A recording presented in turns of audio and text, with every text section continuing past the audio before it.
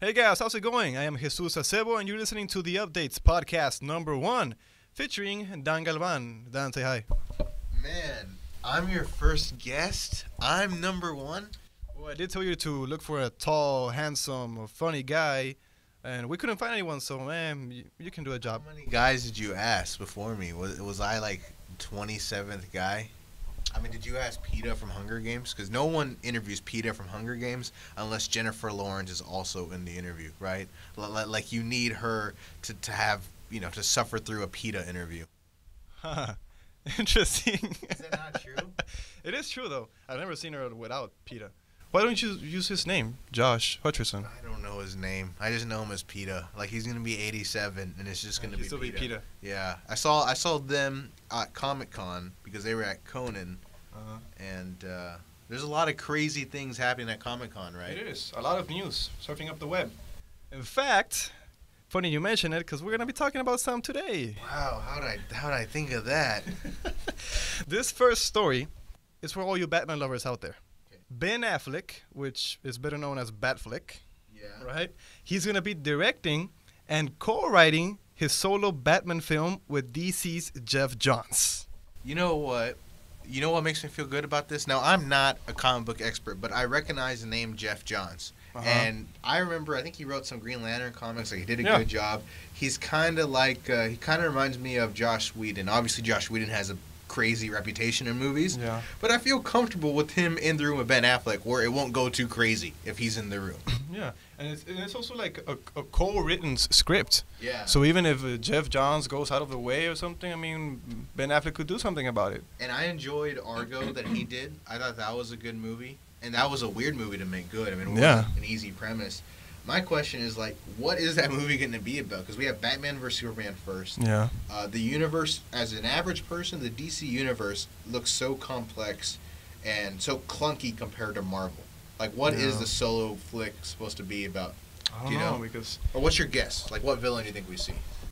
In a Batman solo movie, Ben Affleck and Jeff Johns, I mean, there's so many things they could do, actually, if I'm actually thinking about it, because they could do an origin story. They could do it.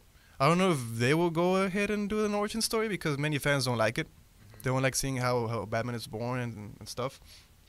But they could also do it like in his mid-40s or whatever, like an old type of Batman, like The Dark Knight Returns. Like they're going to do it in Batman versus Superman. Yeah. Yeah. So they're probably going to do it. It's probably going to be like a quote-unquote sequel to that. What Batman does after the fight or after that movie. Yeah. So it could be that. I don't know. It'll be interesting. I don't know. If they're doing a villain, I wouldn't want to see guys that we've seen before. So I would say, and I think it's too risky to go Penguin right away, right? Like, because Penguin's a guy you do in the second and third movie. I think Killer Croc. I mean, he's not the most developed character, right? But he's just an awesome big ass Croc. Yeah. I just think that's a good first movie. Imagine watching a good Mr. Freeze. A good one. You see, I was going to go Mr. Freeze. But but because Arnie, man, he did. Yeah, the image of Freeze just ruins it. Yeah, that's why I want to see like an actual good Mr. Freeze. Because that's a great villain. Yeah. That's an absolutely great villain. But personally, you know what? I'm looking forward to any movie. I can't wait till Batman comes out. Any superhero movie, I'm all in. Yeah. Suicide Squad. Maybe not Howard the Duck, though. No, Howard the Duck, no. He does look good now, though. What, for a duck? For a duck, he looks good. Because he can talk. I've never seen a talking duck, so I mean the standard's low. But yeah. Okay. Moving on to our next one, we got also the Fantastic Four characters' profile videos released. So we saw Johnny Storm's Human Torch video, Ben Grimm's, Susan Storm, and Reed Richards in their own like power reveal videos. I did not see these videos. Did you see them? I didn't see them either. So here's my question then. Okay, let's just talk about power rank, because we know the actors to the characters. Michael B. Jordan, Human Torch, Miles Teller, Mara for the Invisible Woman. Power rank the characters of the four that you are most excited to see in the movie. Like, who do you want to see the most? In the character, Fantastic Four character. Yeah. You combine the character with the actor. Oh, okay. Like, which you just cannot wait to see. Okay. If I wouldn't done that, like combining them, I would like to see Michael B. Jordan's interpretation of Human Torch. I think that's number one for sure. That one. And then Miles Teller, because Miles Teller, I've seen interviews and whatever, like how he is, how his personality is, and he doesn't fit the Reed Richards role a lot. So I want to see that. Yeah. I want to see how that plays up. Third place it will be Ben Grimm. I don't know the actor that much. I think he was in Jumper. I think so. Yeah, I think so too. But I want to see how he does it. It's going to be like a lot of CGI or motion control. I don't know what they're going to do with it. It has to be CGI. Yeah, CGI. And last place, Mara. Wow, I'm not really that excited I'm to see excited for her. I have her third over the Thing, because I can't even remember the Thing's actor. But yeah, I'm excited for Invisible Woman. I don't know why you're not excited for Mara. Well, because I mean, I'm not really excited about the character itself. It's Invisible Woman. I mean, you do force fields and you're invisible. Yeah, she's not the coolest female hero, but I think with the coolest female hero, I mean, it might be. I personally think Supergirl is. Personally, I think so. I just think she's like Superman, but cooler, because Superman is too cookie cutter. And she is pretty young too. Yeah, and she's always had this edge about her. So I'm looking forward to anything involving Supergirl. You know what? Talking about Supergirl. Oh yeah. You remember Smallville's Laura Vandervoort, I think it's pronounced. Yeah, she was good. She is really pretty. She's a really pretty actress, and she's in talks to cameo on CBS as Supergirl, which their pilot got leaked a while ago. I don't know if you saw it. I did see it. It was pretty. It's okay. The actress, what's her name? I'm not aware of her name, but she was in Glee. I haven't seen Glee. Melissa. Melissa. Is it Rachel Lea? No, Rachel. Yeah, Rachel is Lea Michele. Yeah. But this one was like a little short role on Glee. Melissa's her name. I forgot her last name. Benoit, something like that. Well, she is a Supergirl right now for CBS. Okay. And the pilot, there was a lot of controversy with the pilot because it looked like the average day for an average girl.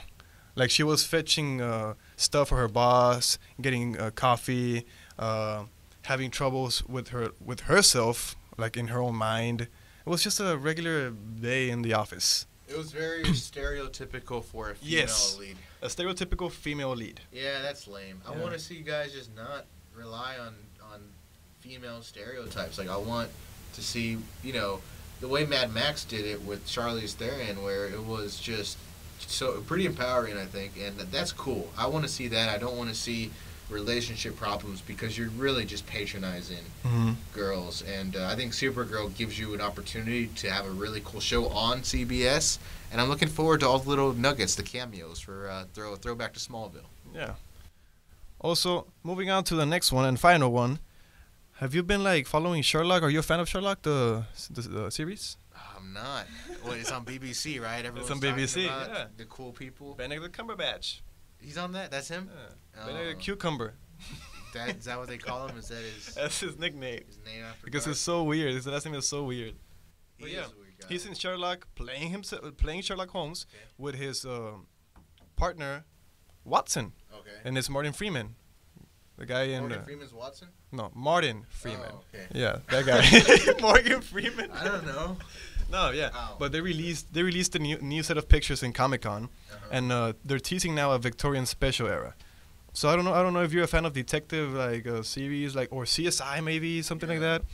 Would you be excited to see one character leading a whole series, having these amazing abilities and in a really old era? Would you like to see that? As long as Morgan Freeman is there. Morgan Freeman.